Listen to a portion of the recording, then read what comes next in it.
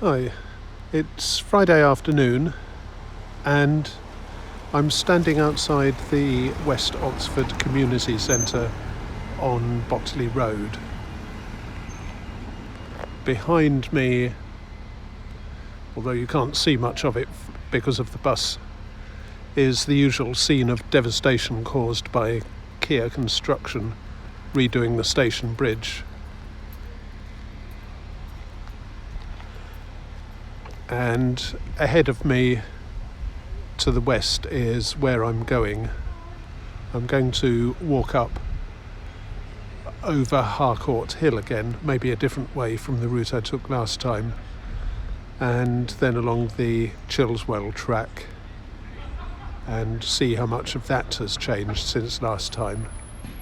So let's go.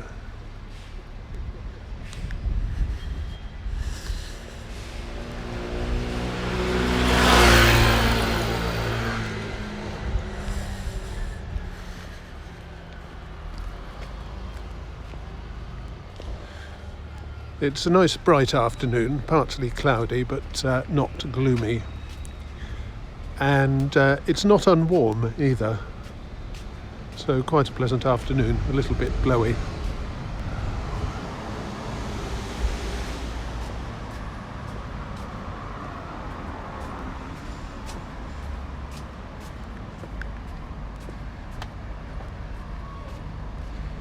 At the moment I'm trying to do a fair number of longish walking videos in good weather like this, because I think there might be people who would like to see them as a reminder of the summer 6 months later when it's all dark and gloomy outside.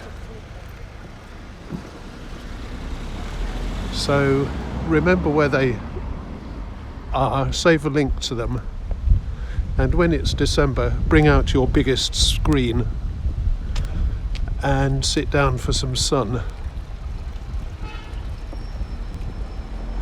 You don't have to watch them all the way through, and you don't have to listen to my voice if you don't want to.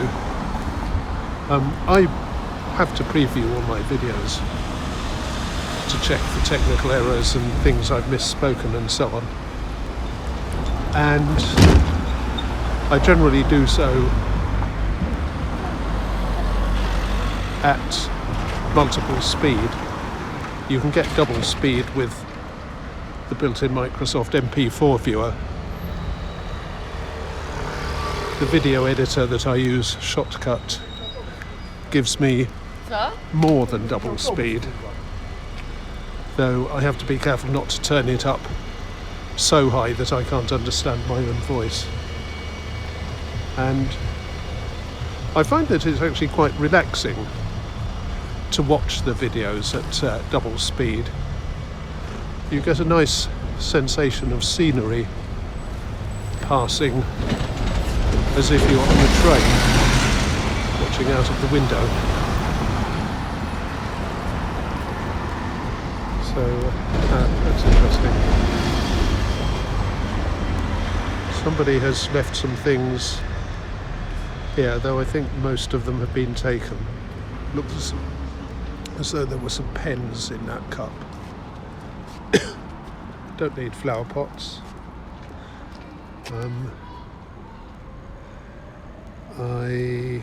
Waitrose gravy granules.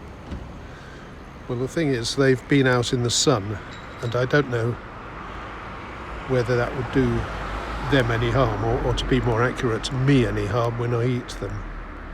So I think I'd probably better give those a miss. I don't eat very much meat anyway, but they can be useful just for flavouring. And there's nothing in there. Okay, well, there might have been something.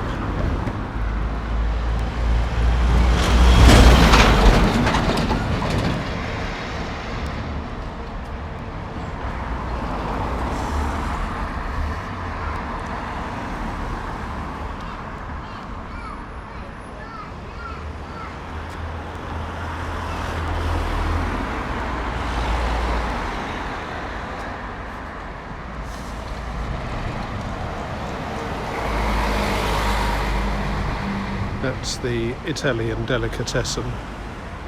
I was disappointed that when I came by last time they'd stopped selling olive oil.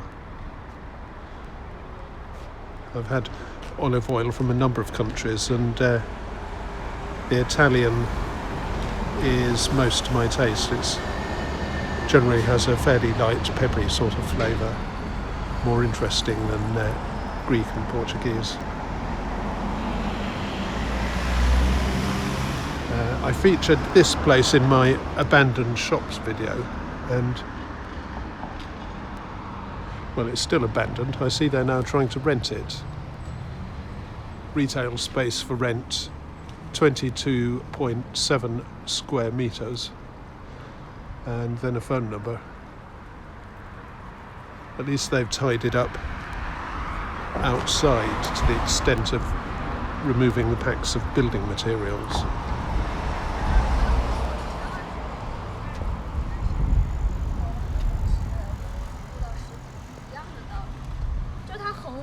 That is the path to the Perch, which I'll do sometime. Perch pub.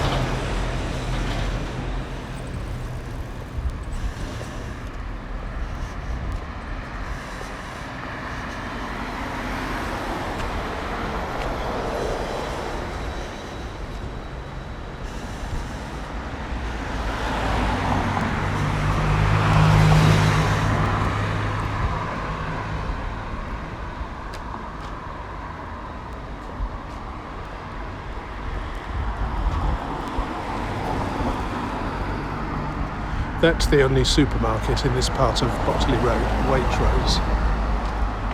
Though there are more in the new shopping estate, which I'm going to come to.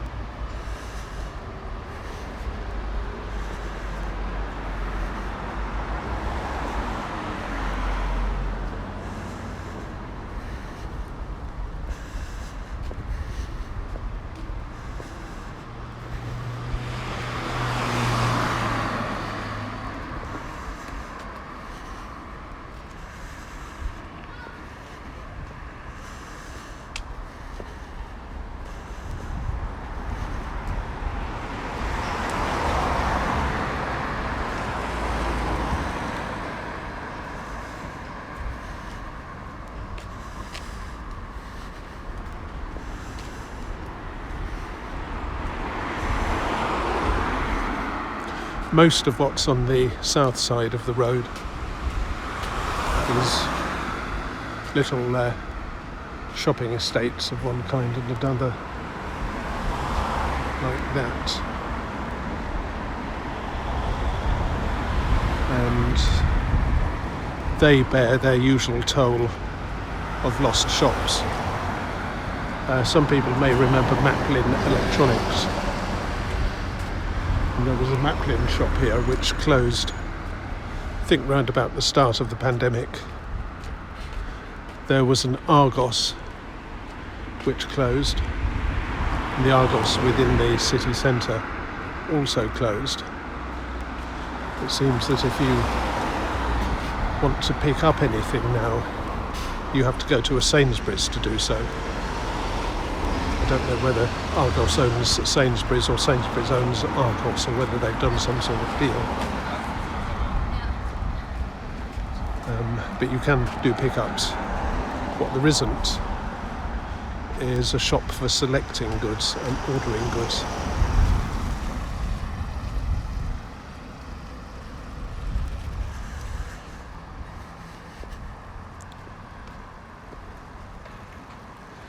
On the other side, one of the houses sells honey. The owner has got a little honey farm, a few beehives in some local wood, possibly part of Whighton Wood. And he advertises jars on his front door, and you can order it by email.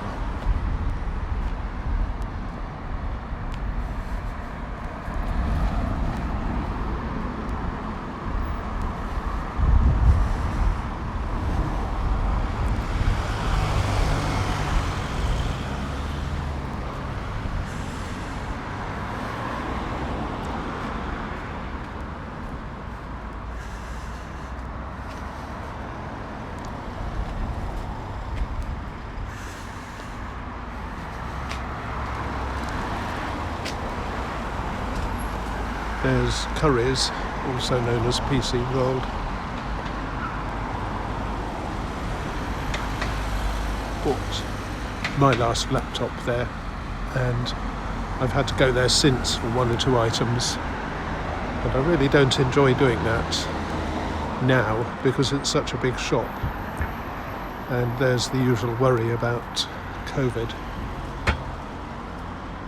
I do try to minimise the risk. I wear an FFP3 mask, which I've ordered through some EU supplier via Amazon.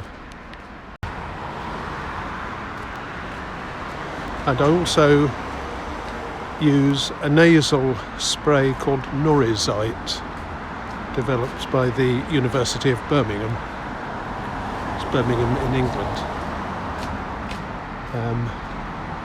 The key ingredient is carrageen seaweed, apparently, and this coats the mucous membranes and reduces the chance of the virus infecting you through them. Although that brand isn't licensed for oral use, you can actually, I found out, spray it into the mouth and give your mouth similar protection.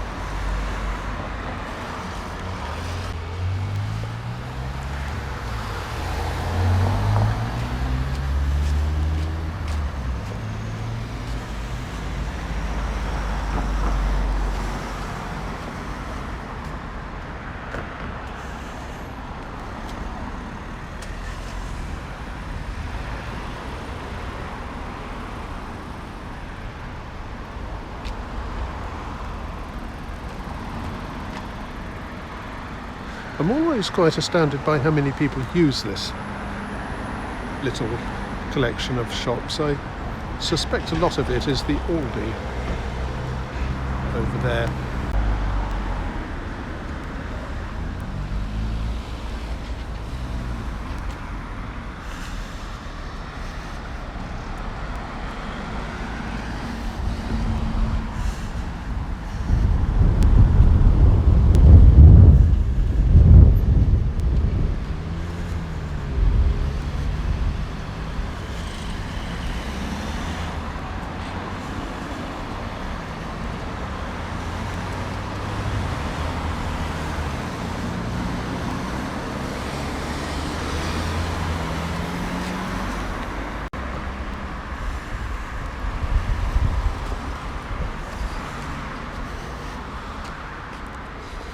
Burger World is closed, which is probably the best possible thing for my health.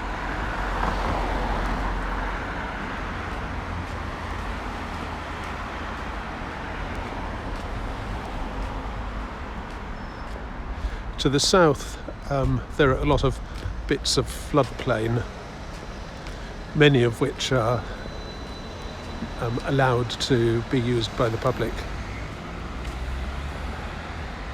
So you can walk for long distances around North Hinksey and towards South Hinksey and along Willow Lane and so on. To the north, to the right, it's similarly low-lying, but much more of the land seems to be privately owned, and you don't have the same rights of access. So it's harder to get a sense, much harder to get a sense of the geography of Botley Road area on that side.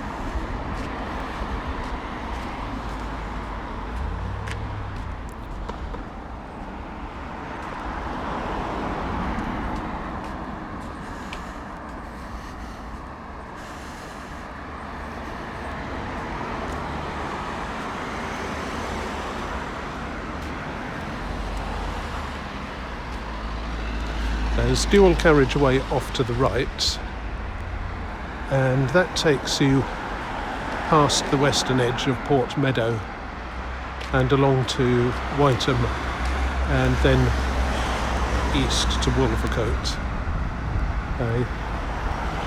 There's enough space at the side of the road for you to walk without fear of cars, and I do that sometimes.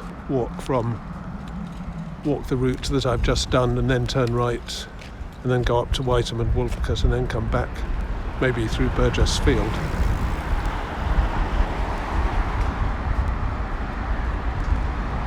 Or maybe through Summertown or along the canal.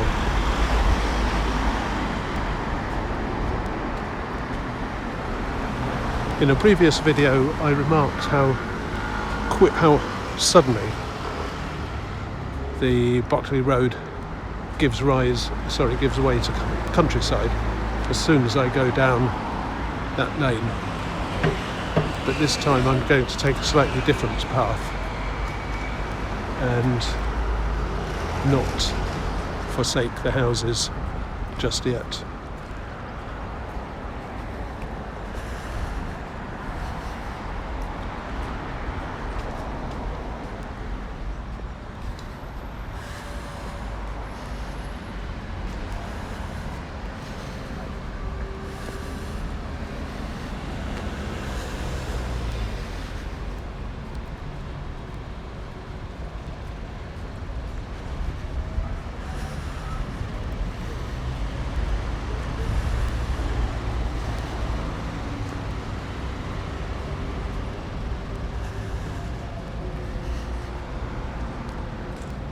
This used to be a pub. I think it was called the Carpenter's Arms.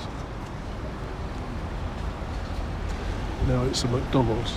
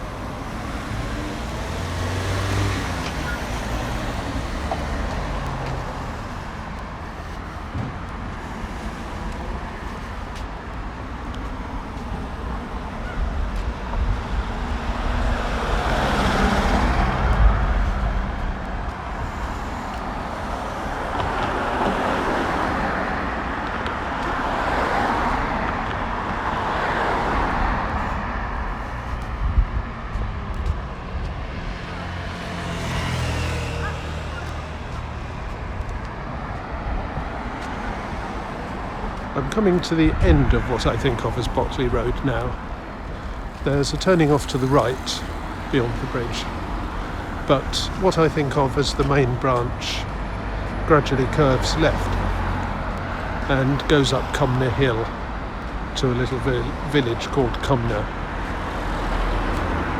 And unlike a lot of the villages I've mentioned so far, this doesn't belong to Oxford City.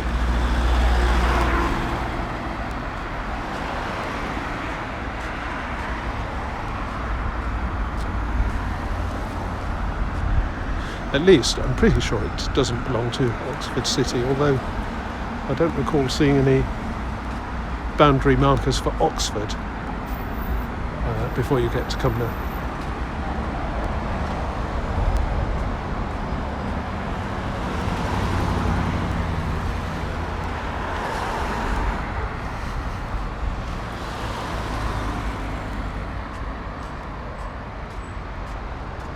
There's a nice independent shop in Cumnor with a good range of veg, and sometimes it makes a pleasant change to walk up here and then up the hill and buy your stuff from there.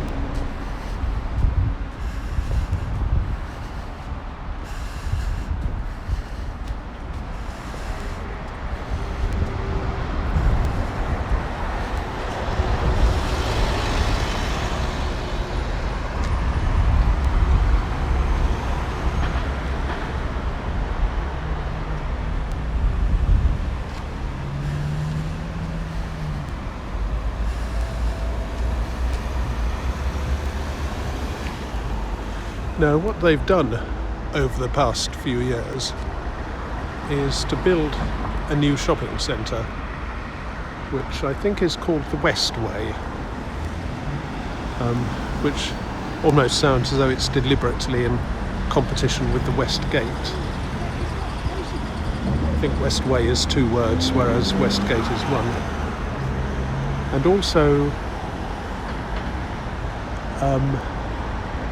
a huge number of, I don't know whether these are flats or offices. Way too many to be offices, I'd have thought.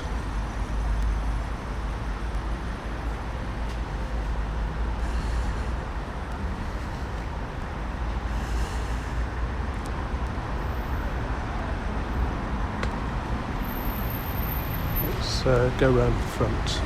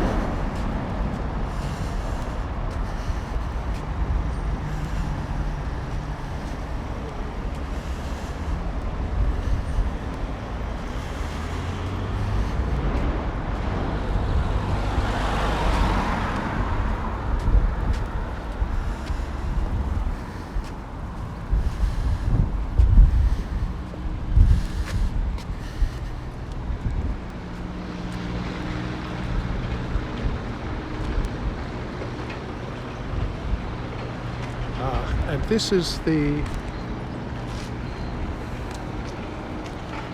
old part of the shopping centre, or the original shopping centre, Elms Parade, built, I'd guess, in the 30s.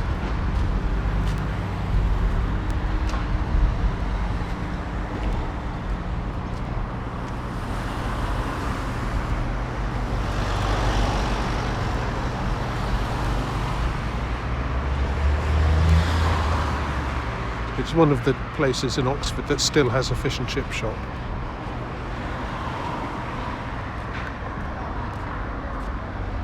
There.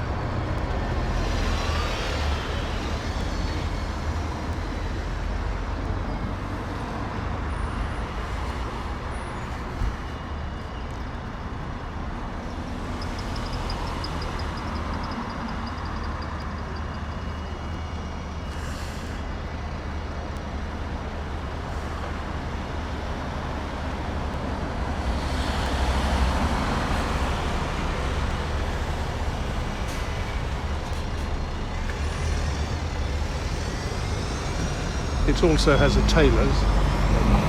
You'll recall me having bought coffee at several other branches of tailor's. And it has a Morrison's, which used to be a McCall newsagent's.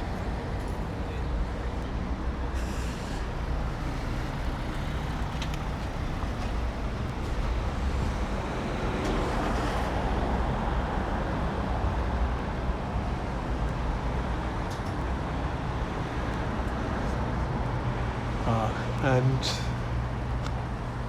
there's an inscription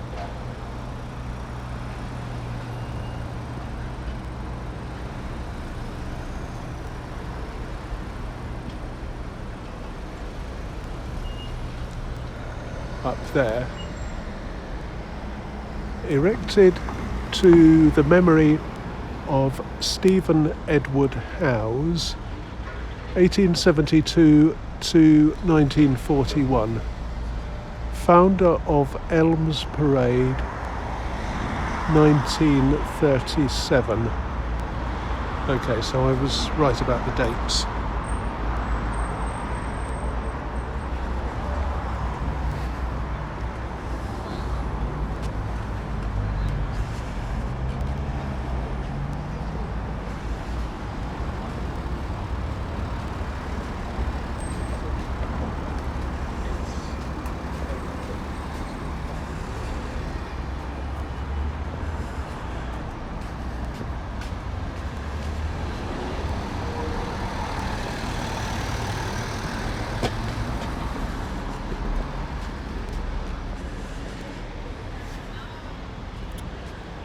There used to be supermarkets and other shops before the West Way was built.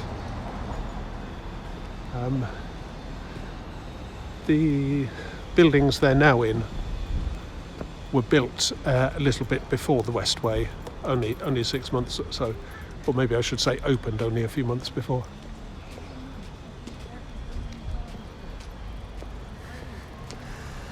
So there's a Tesco, an Iceland,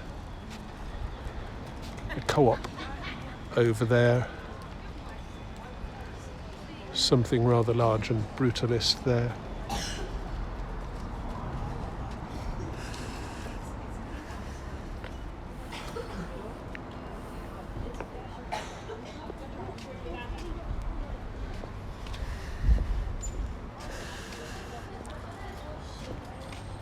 That's another chemist which has changed its name from Lloyd's or whatever to Medipill.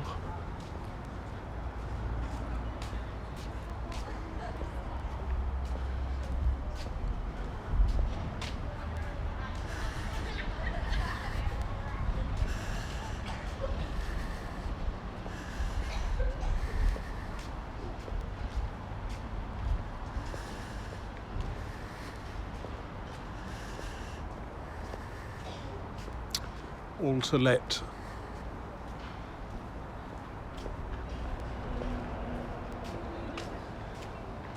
There's a co-op, more space above it.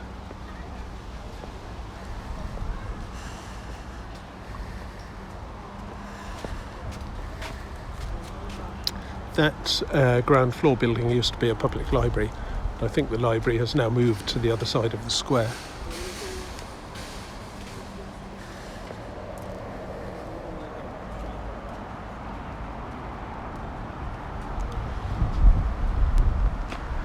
That's this end of the square.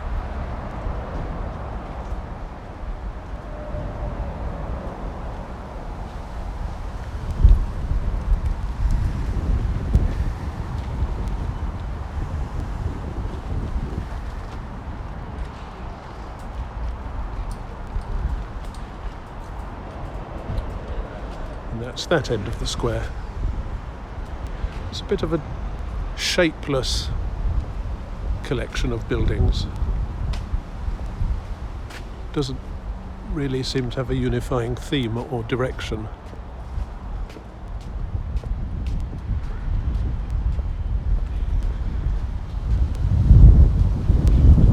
And they don't really seem to have a unifying design either, looking at the difference between that, the office block behind it, and that.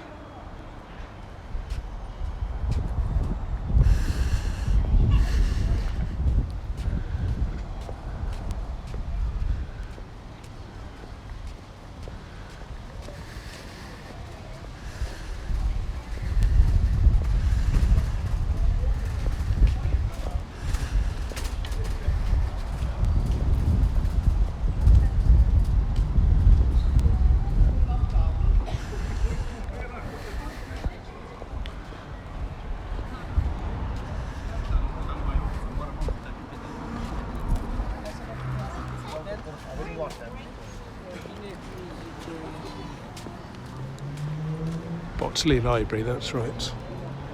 Move to this side.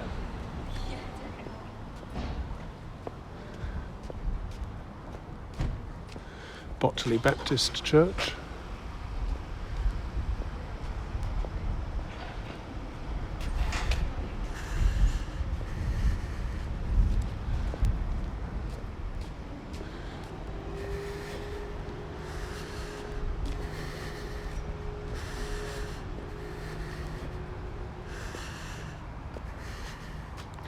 And now I come out of the shopping estate to a residential area.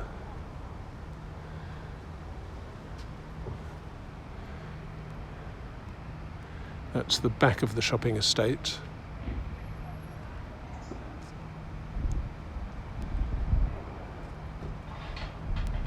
Which is probably about as good a view as you can hope from it.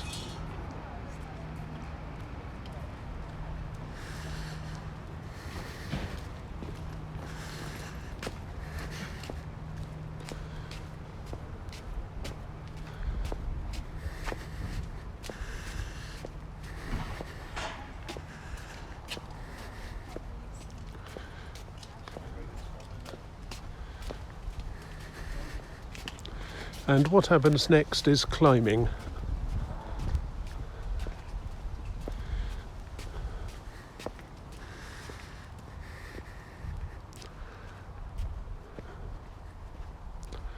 I once lived in Portugal, and one of the places I visited was Coimbra, which is very, very roughly halfway between the north and Lisbon, if I remember rightly. Has better weather than the place I was in, which was Braga. And Coimbra is all up and down, it's built on a hill, so you get vast amounts of exercise walking around it. And this is similar, though not as attractive.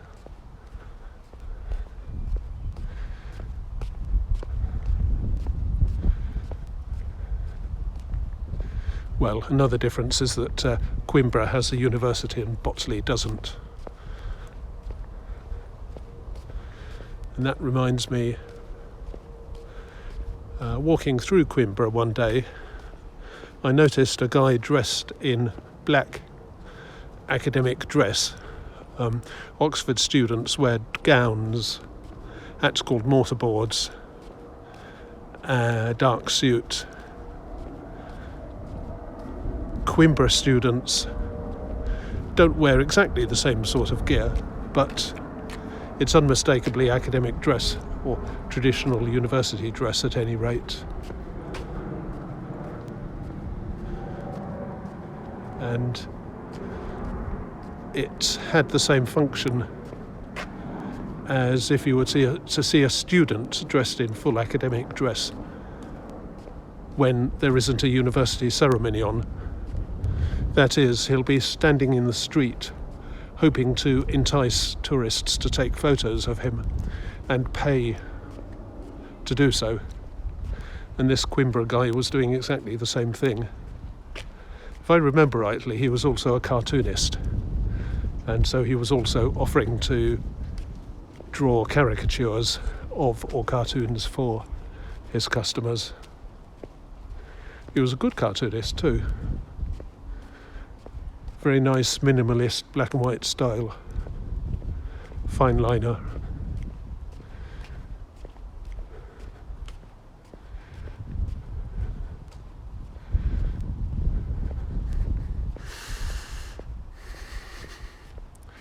That's a sort of link road which connects this estate with Cumnor Hill. I'm not going up there today.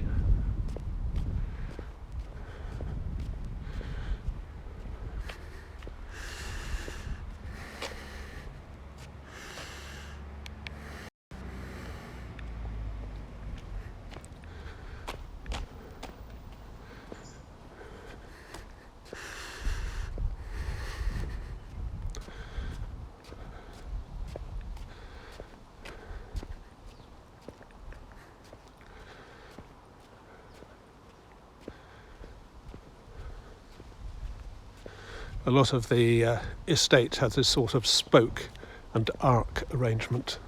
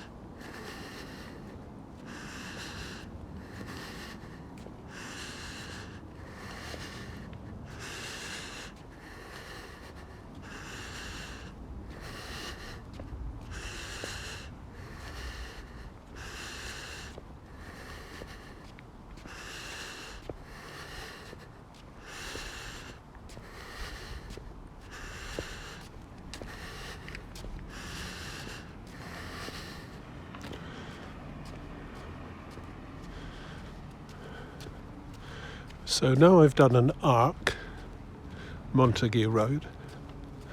Now I do a spoke, Finmore Road.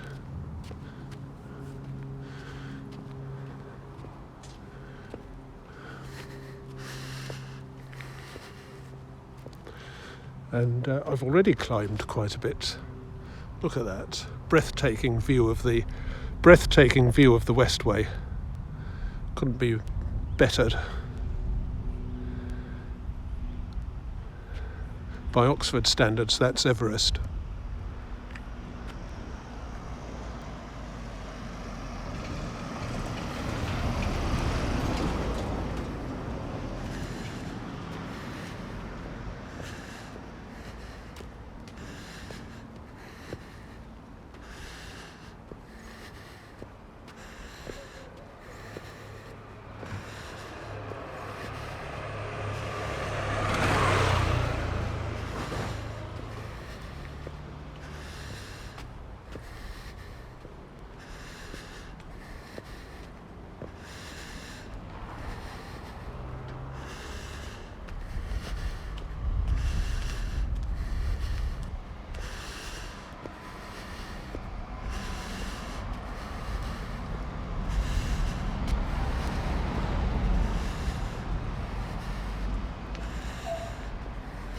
Hi.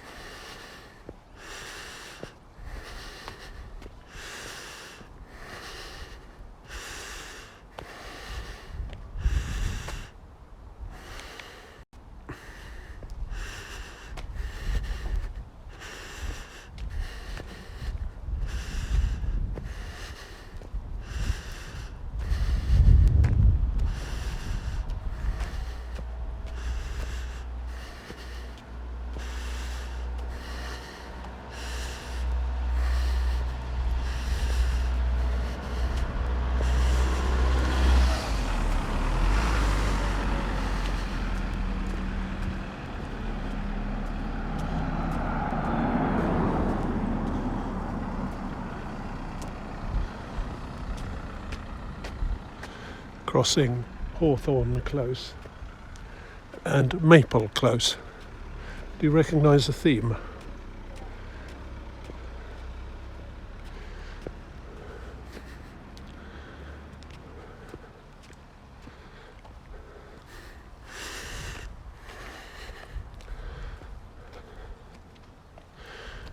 And look how high I am now. I'm almost looking down onto the clouds. It's just amazing.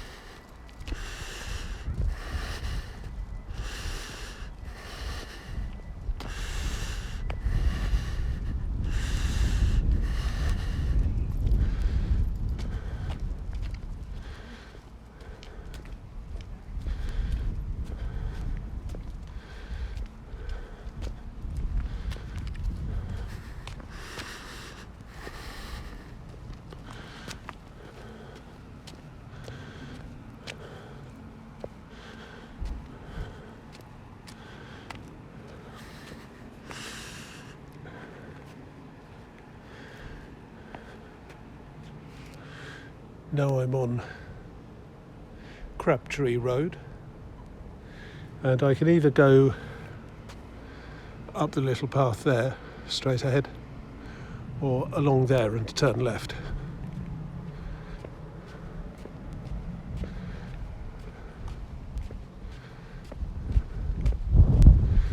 No, I'm not on Crabtree Road anymore, I'm on Chestnut Road.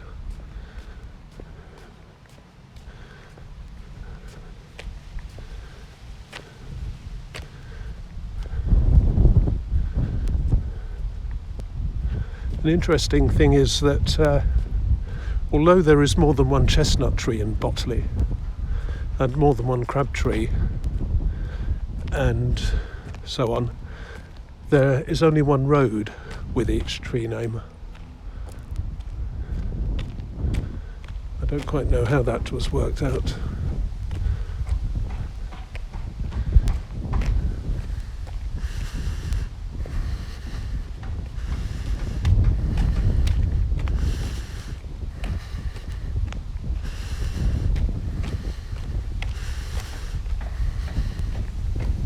It's now very windy, and I hope you'll be able to hear this okay. I used to have a lot of trouble with wind noise in the phone, and I solved it by squishing up cotton wool balls and folding them over the microphones at the base of the phone and keeping them there with Yoo-hoo glue. And that has worked pretty well. It muffles my voice slightly, but I've not had any trouble with wind. even on blowy days, and I hope this is no exception.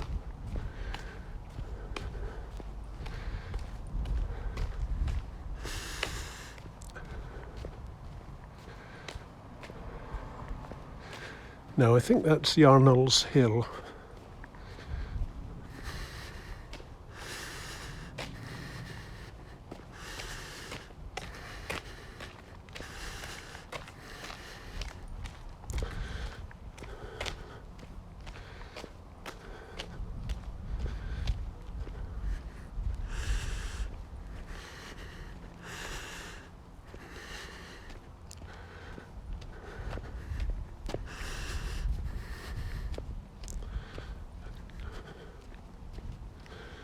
And there's still more climbing to do.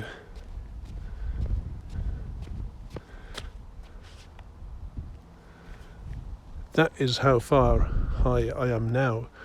You can see the fields way below me. Wow.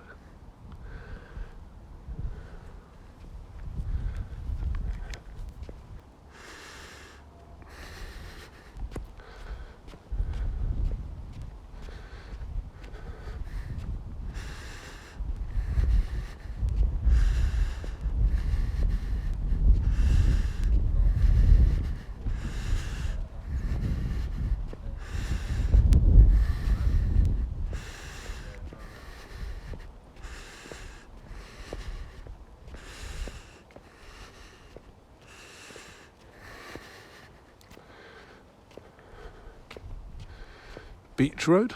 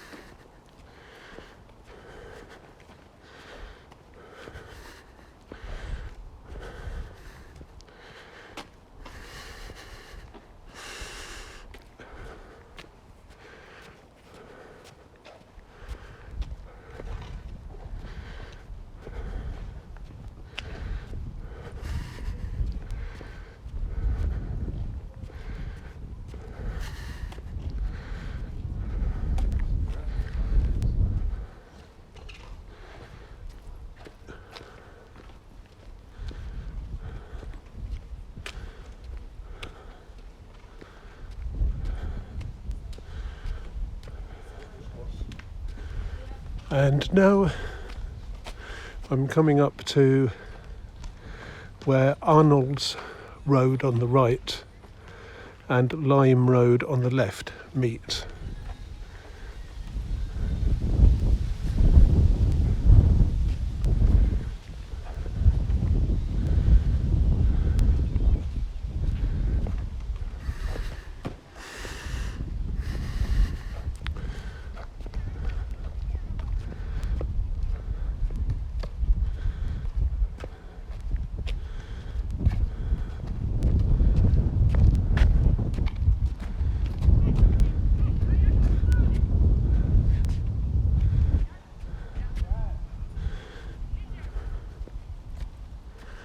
And that is how high I am now. Look at that.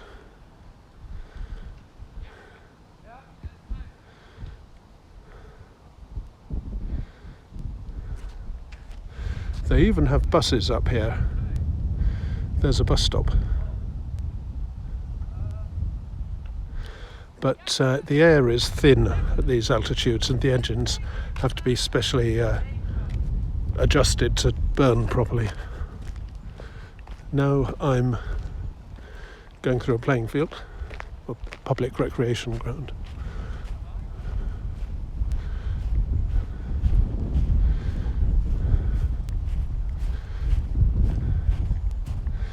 And there's a gap in the hedge that I want. You can see it as a darker splodge of black, sort of teardrop shaped.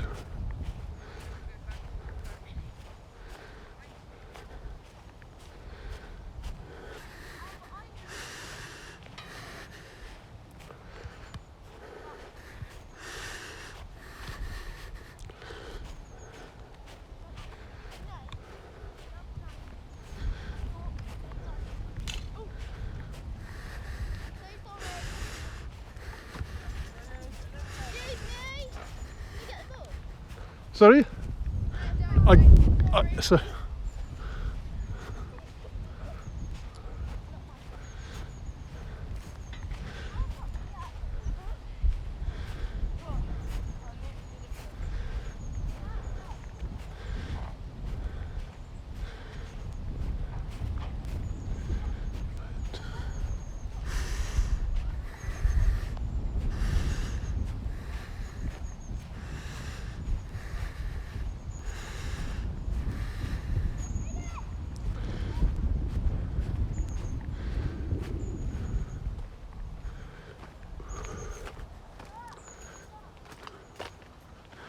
And there are various paths leading on from here. You can go along there, for example, which is a nice walk that takes you through some little woodlets, or copses maybe you call them. That has its entrance further down Lime Road, and it's nice to walk along there when it's warm and sunny like this. Or I'll be a bit brief and cut straight through here.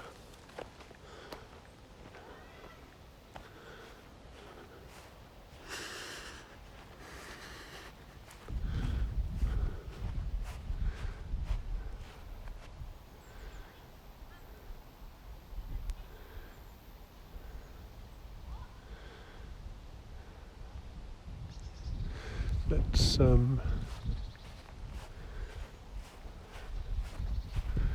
go round in this direction.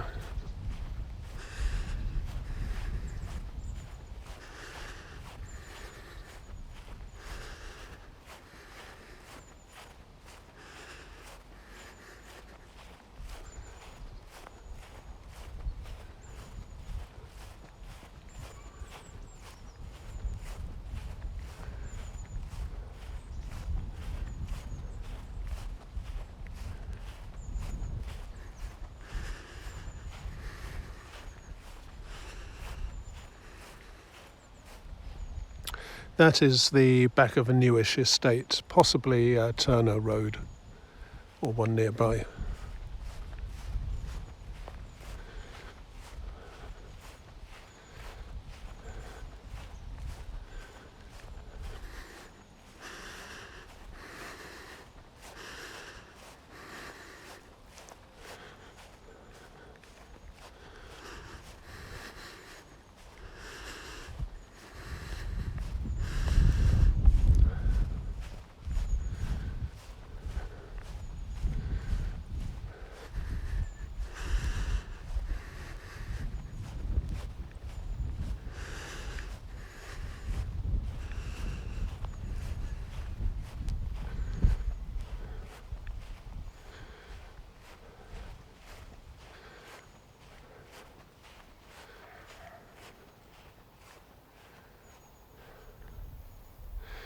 I'm now near the top of Harcourt Hill, and in a previous video I pointed out the green spire of what used to be I think it was a teacher training college, and now belongs to Brookes University.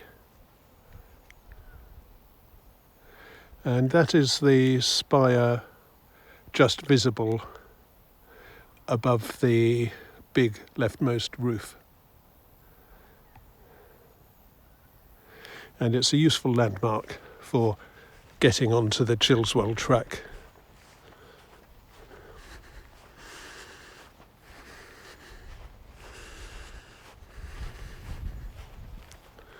Unfortunately, my route is more limited, more restricted than it used to be. There were several holes in the hedge which connected up with what must have been ancient paths that led through a farmer's fields and to Chilswell. But then, I think it was the year before last, in the autumn, the farmer went and dumped manure in front of them and then fired up an electric fence. So he's blocked them all off, which means that I've lost about 3 access routes, 3 exit routes from this field.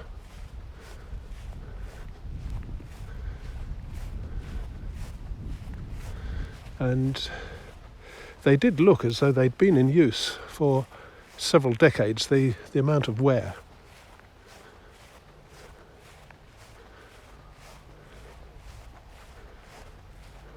Which makes me wonder why he has a right to do that.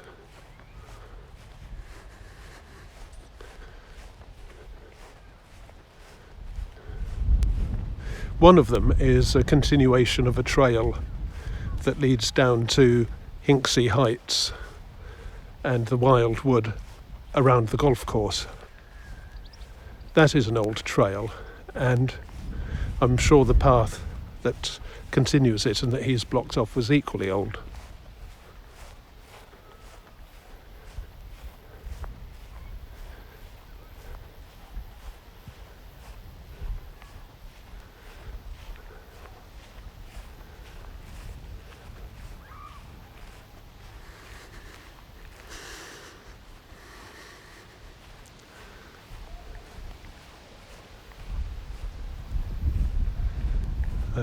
Just diverting a bit, you can see that an awful lot of this is now sports pitches.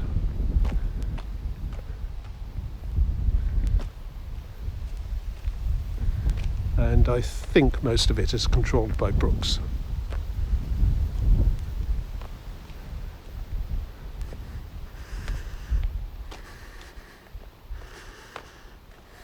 Brookes Sport.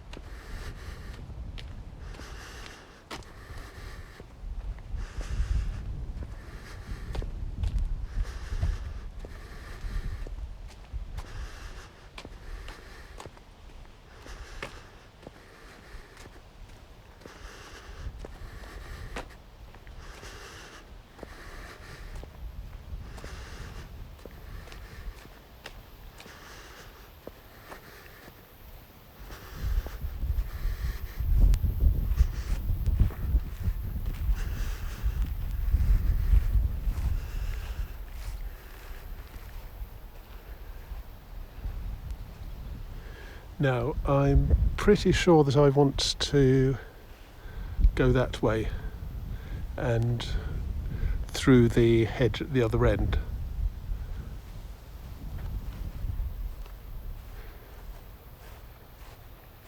This might also get me somewhere useful. On the other hand, I might meet one of the farmers' blockades. The grass wasn't cut last time I came here.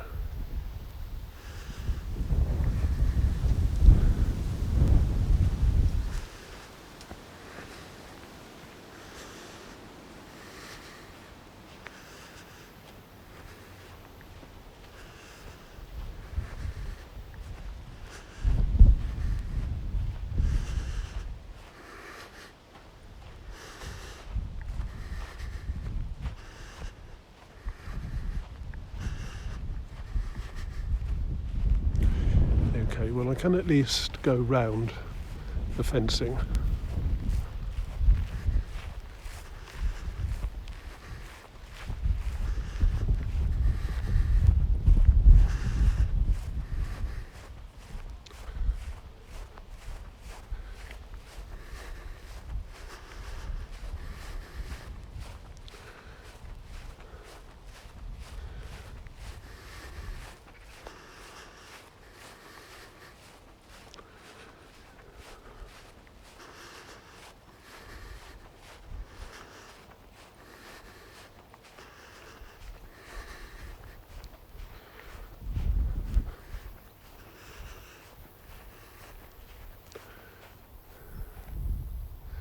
Yep, I think I'm going in the right direction.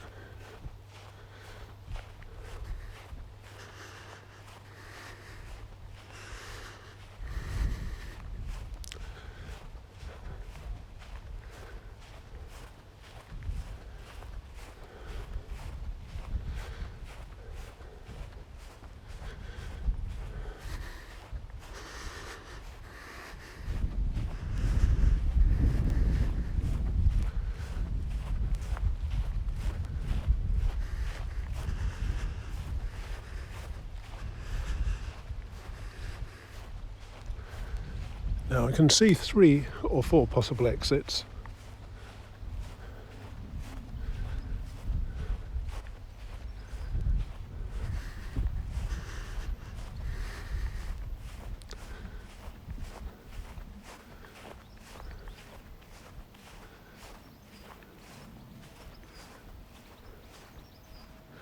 I don't think that was ever one.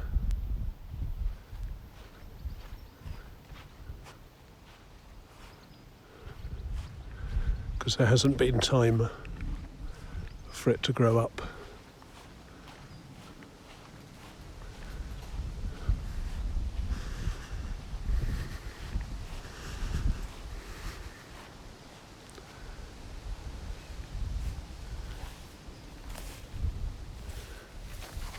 That looks like one, but I'd get caught up in it, I think.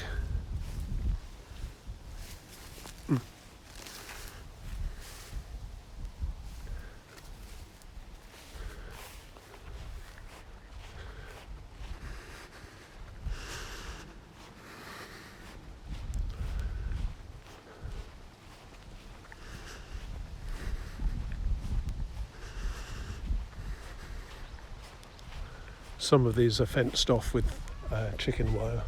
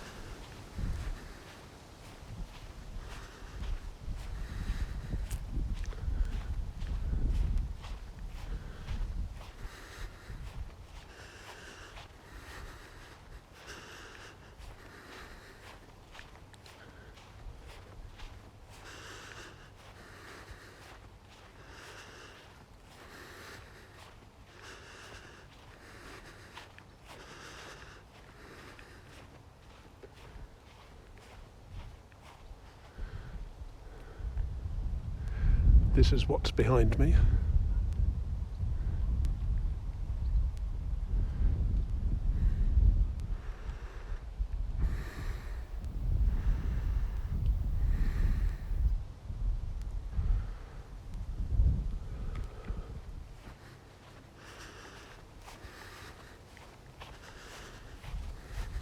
Ah, that's the one.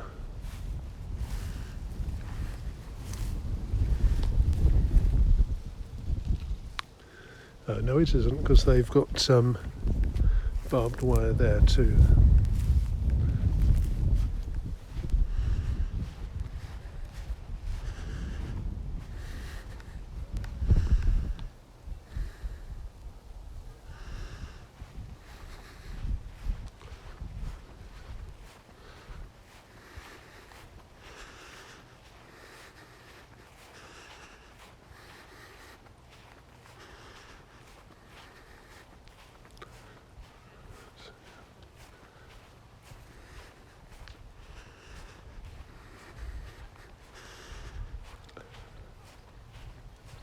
Well, that's a pain. I've missed it, so I'm going to have to go out the official way and then round.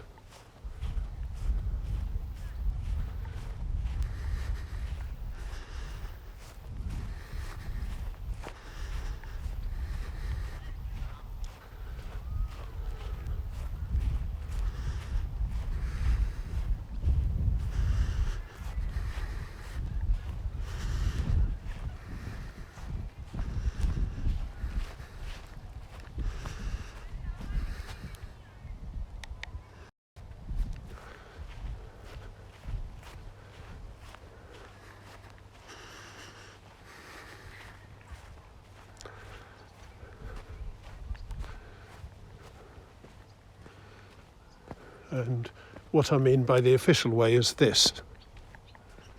The hedge that I was trying to get through goes along in that direction.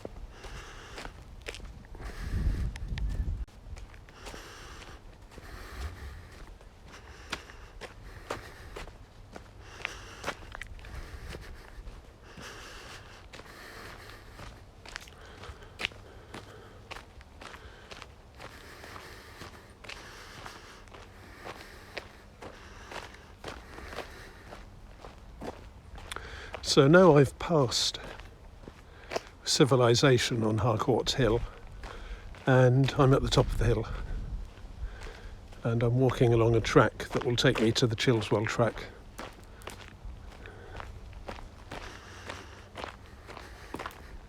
Then I will turn left, and a bit after that I'll turn down and come to South Hinksey.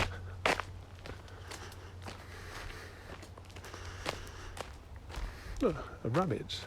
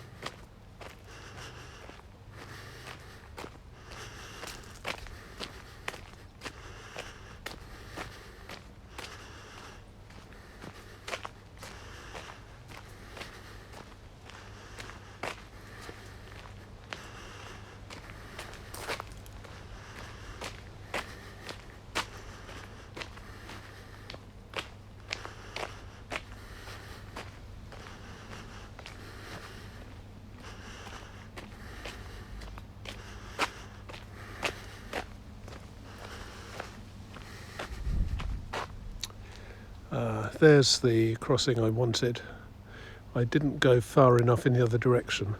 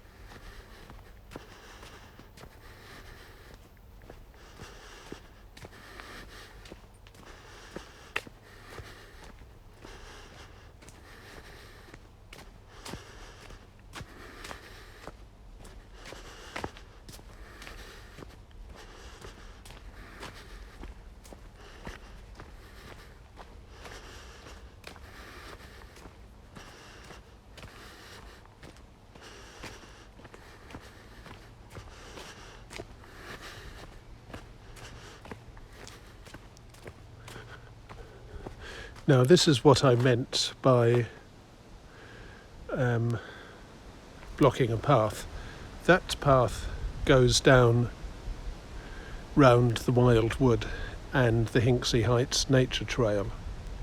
And I'm pretty sure it was there long before the golf course was built, which was only maybe 30 years or so. And this path obviously looks like a continuation.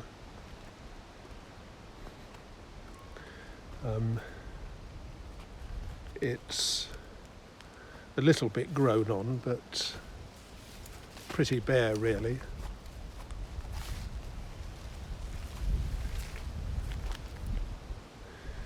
And you can see how it continues the other path.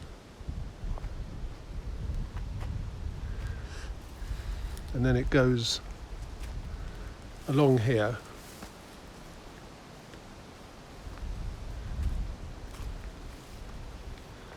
and over those logs and through there. And then it goes diagonally across the field to an entrance that you can't see in the hedge on the far side. Only the farmer has blocked it off.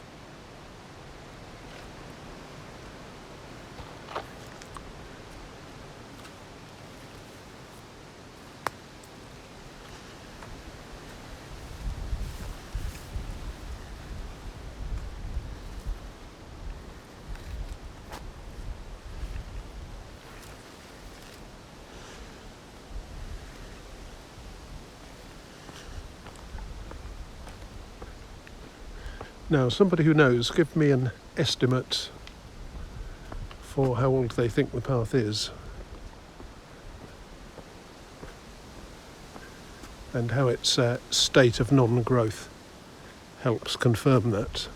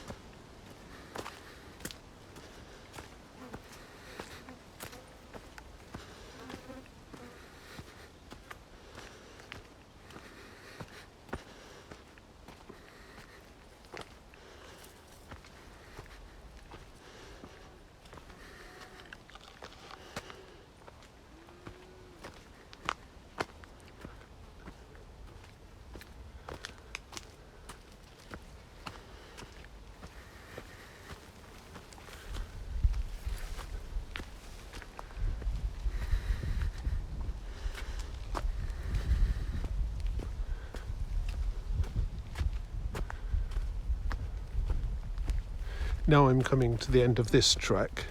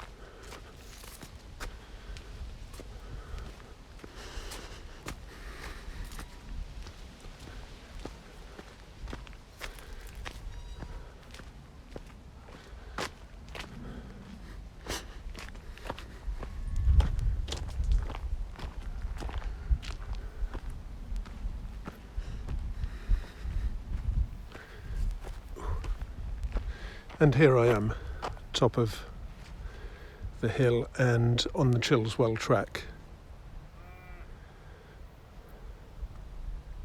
That path there is a long one which goes around the base of Boars Hill, which is there, and will then take me to Abingdon. The wood is Yulbury Wood, which is generally considered to be part of Boars Hill.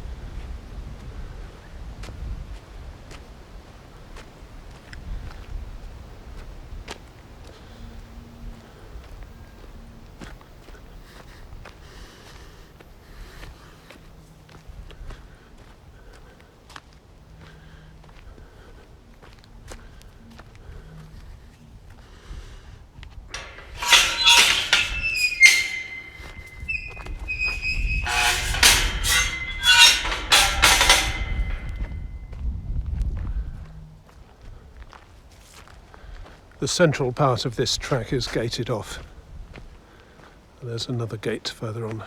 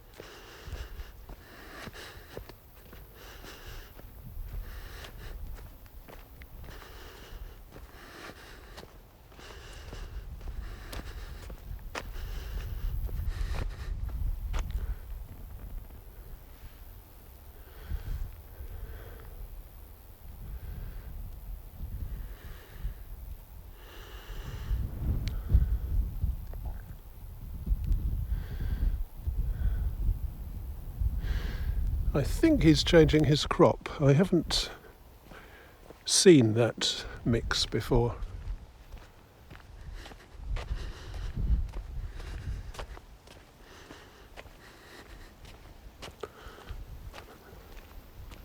Or maybe it's weeds he's going to plough in. It's different anyway from what he usually has there at this time.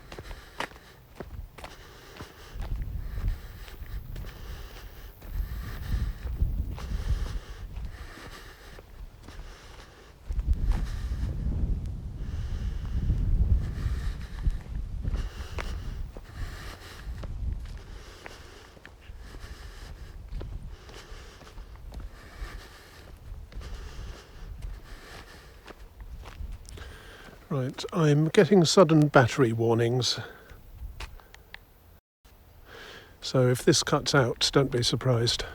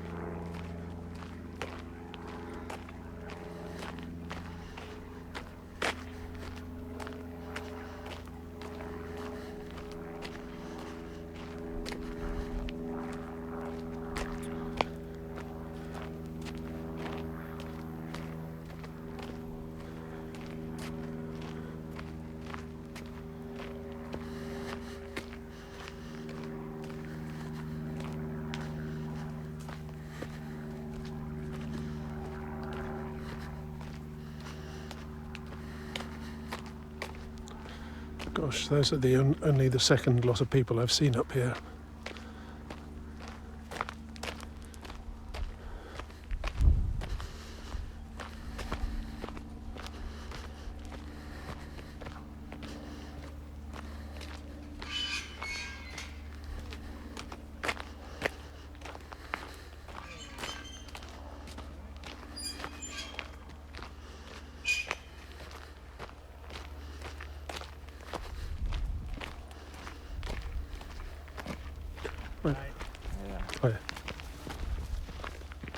Right, well that's the end of the middle part of the track. This is the other gate.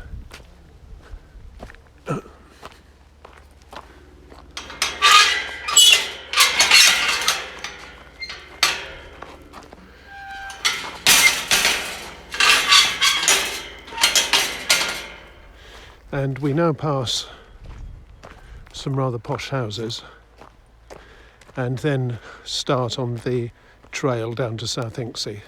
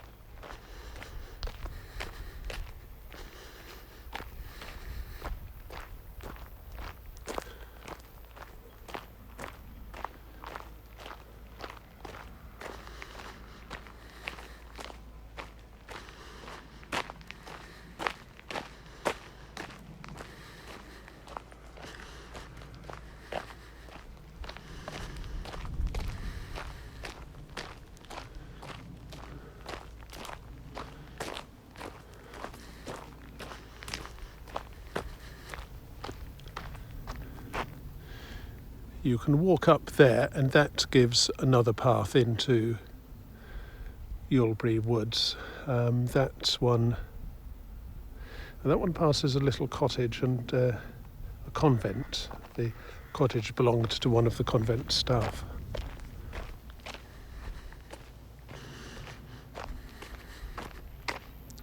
And you get a very nice view from the top.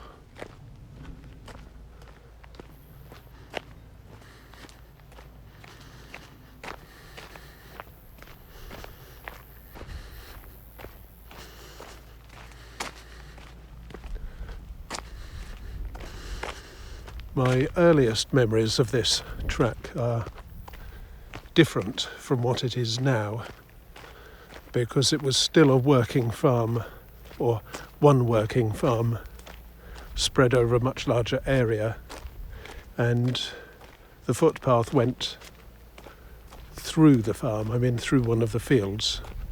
And although this has got fields on each side, it isn't going through a field in the same way. And there was a landmark that you passed, which was a metal barn with a pile of rotting tractor tyres. I don't know what the point of them was,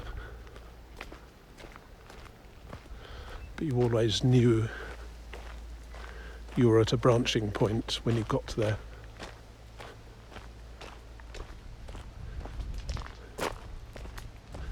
And you were also close to the farmhouse. And now I'm fairly sure the farmhouse is one of these, which has been poshed up and separated off.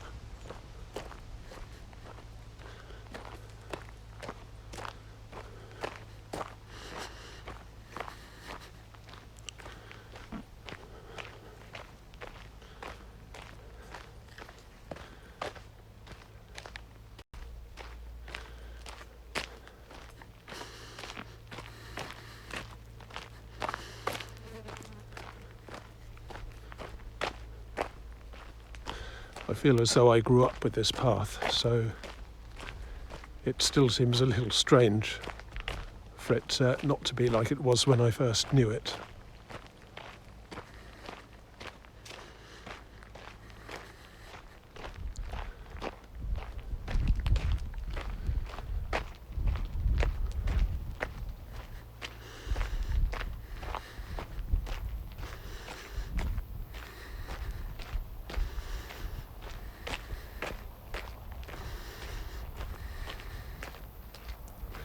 other things changed too.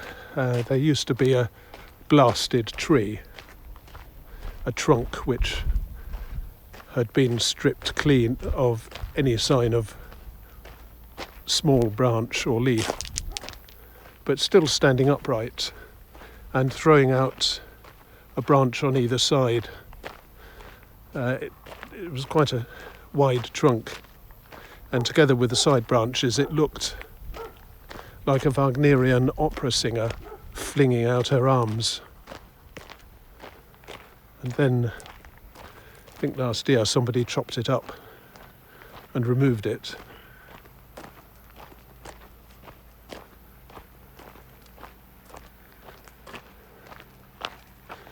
That field is much more overgrown than it has been for the past few years.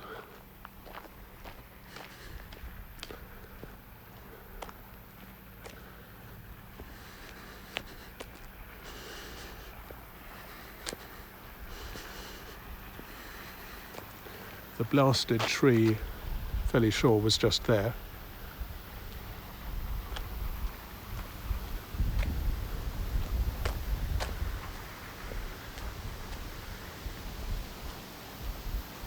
There's a different and much smaller, what looks like part of a blasted tree there, but it isn't the same one.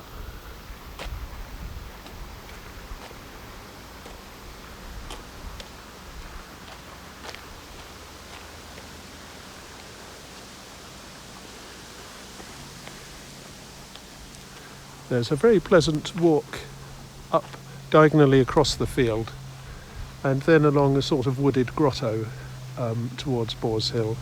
That's lovely.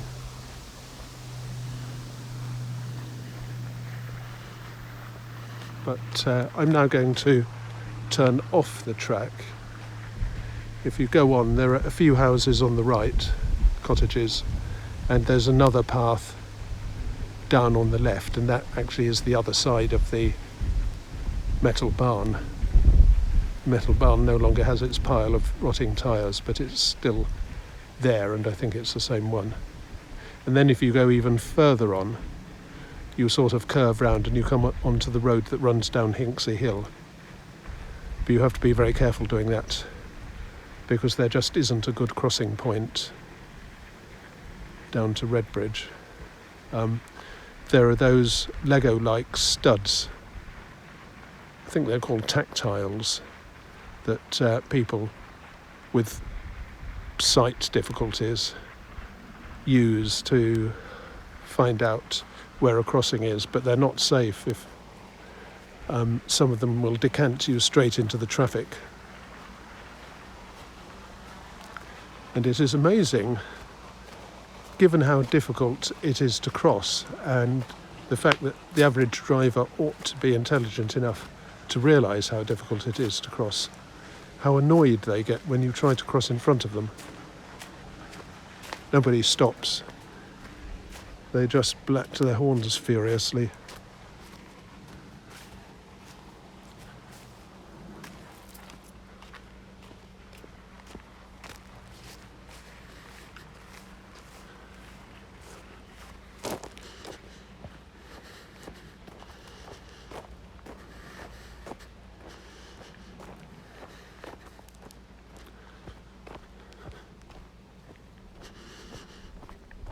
Right, well, I want to meet somebody by 5:30 in the centre of the city. It's now 4:10, so I think I'll manage that okay.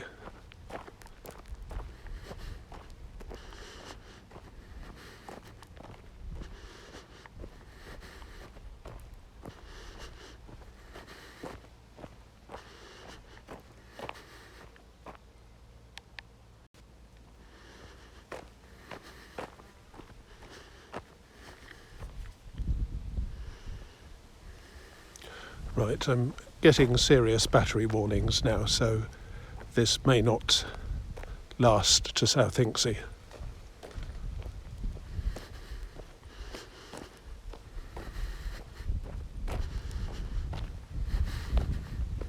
However, I'm going to follow the same trail as before, so you will at least have seen the route.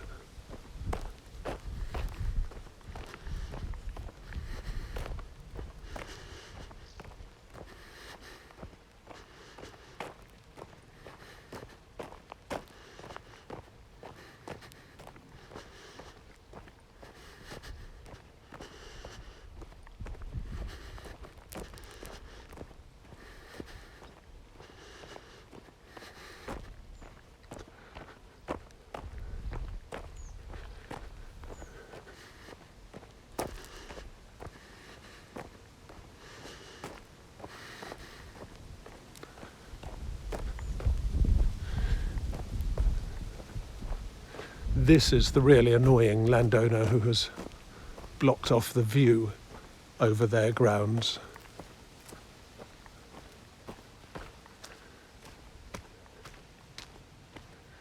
When I first used this path, you could see right across them.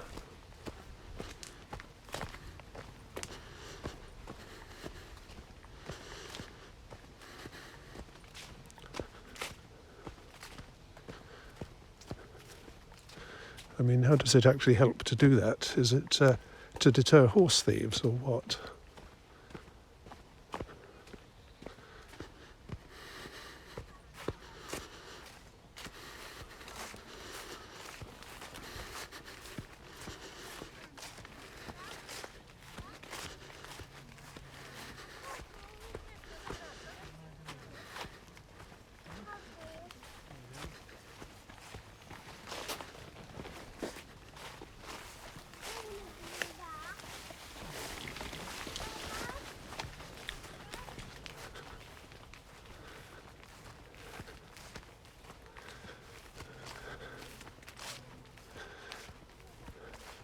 Third group of people.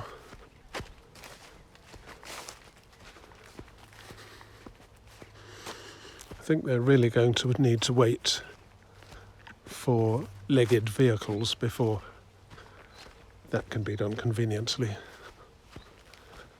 The ground is a bit too rough for wheelchairs, pushchairs, I mean.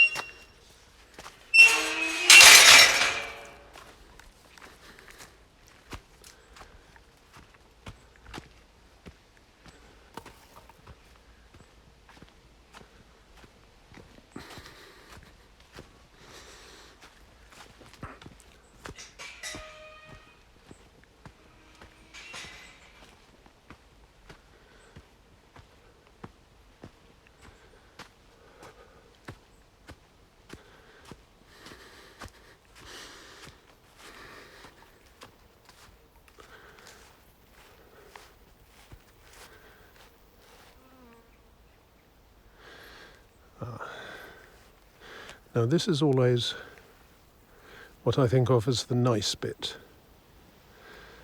Lots of pretty flowers.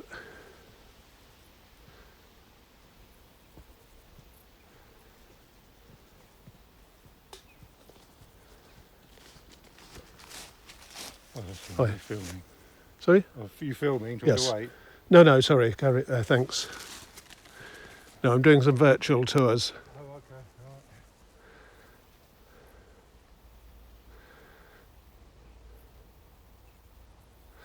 Yep, this is what I always think of as the nice bit. Lots of pretty flowers, a nice even surface to walk on,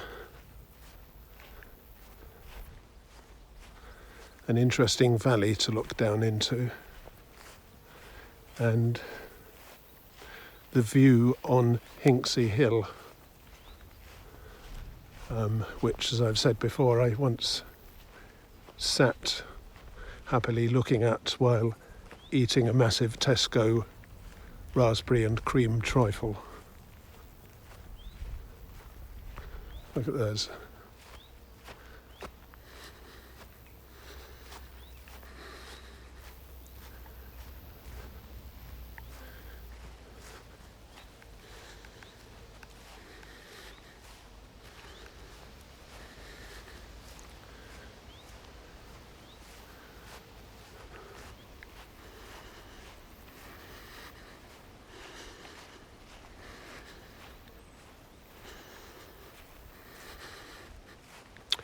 Definitely, though, a lot of the plants are accumulating the sort of dark green of late summer and are looking pretty worn.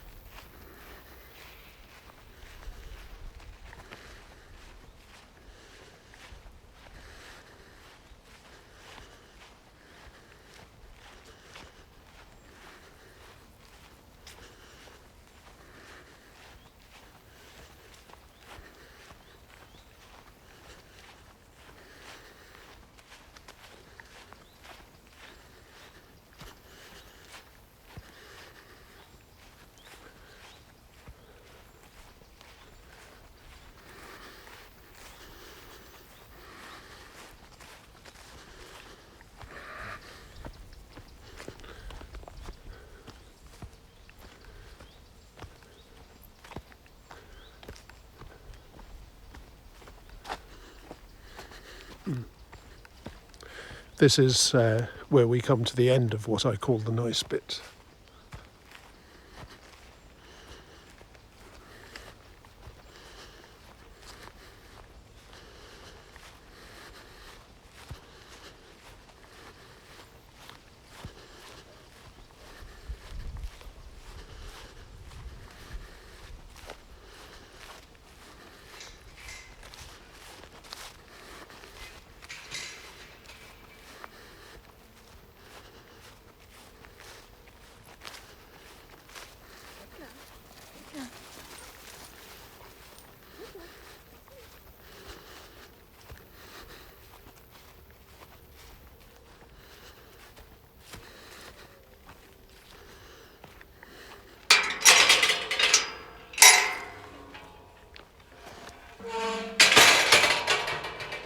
Once upon a time, I walked up here with a friend of mine. He was a computing science undergraduate and looked surprisingly like Alan Turing when he was young, if that means anything. Turing being the mathematician who helped found computer science. And I had an umbrella which broke. So we jammed it in the soil here and hoped that it would grow like the lamp post in the Narnia book. The Magician's Nephew. Never found it again though, so it obviously didn't grow.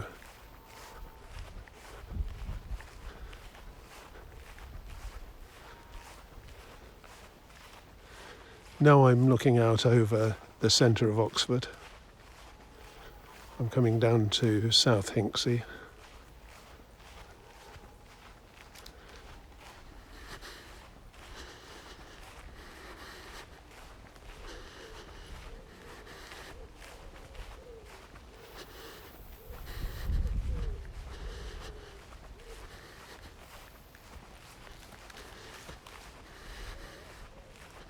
I know one guy who runs this just about every day of the year.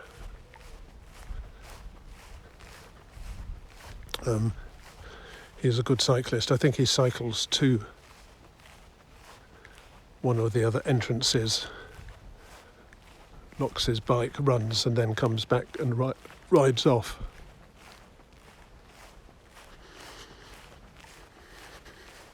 I've run part of it, but not the whole way.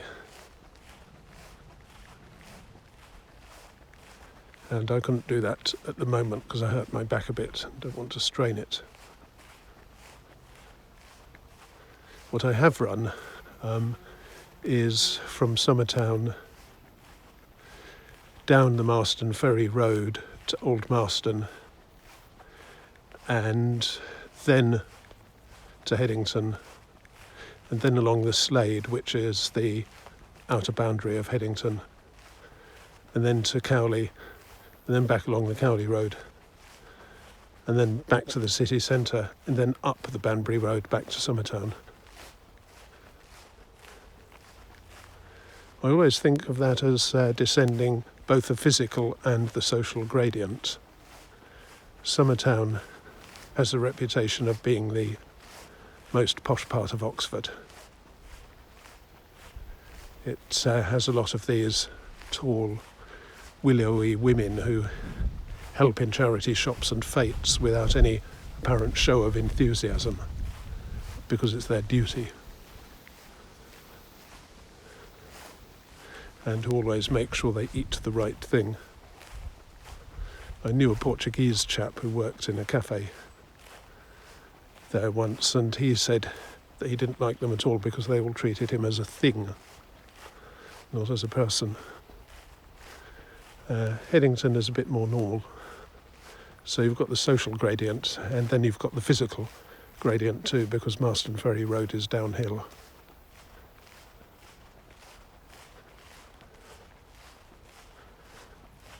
Well, okay.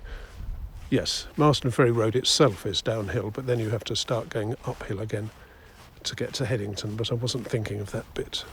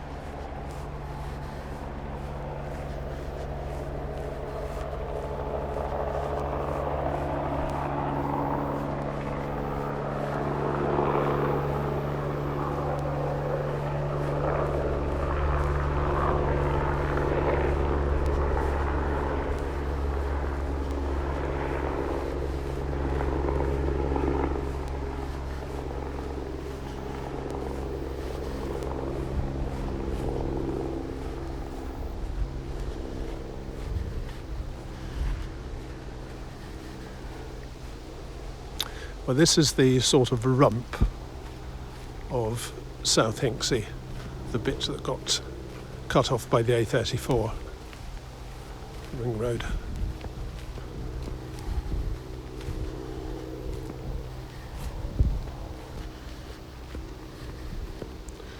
And I'm now ending this path and coming back onto a service road which goes to a garden centre, and in the other direction onto the A34.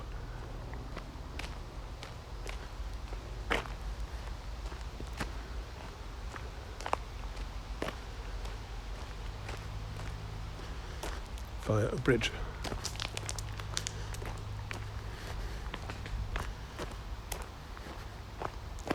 And I shall cross the bridge to get to South Hinksey.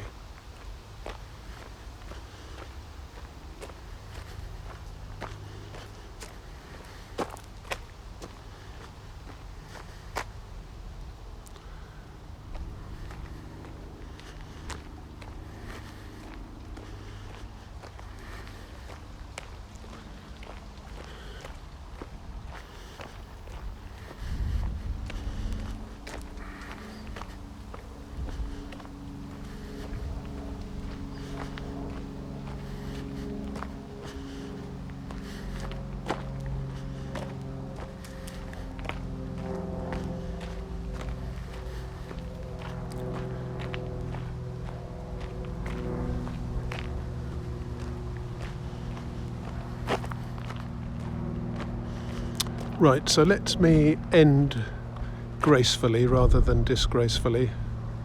This is the rump of South Hinksey on the other side of the A34, and I'll go through South Hinksey and then back to the centre. See you next time.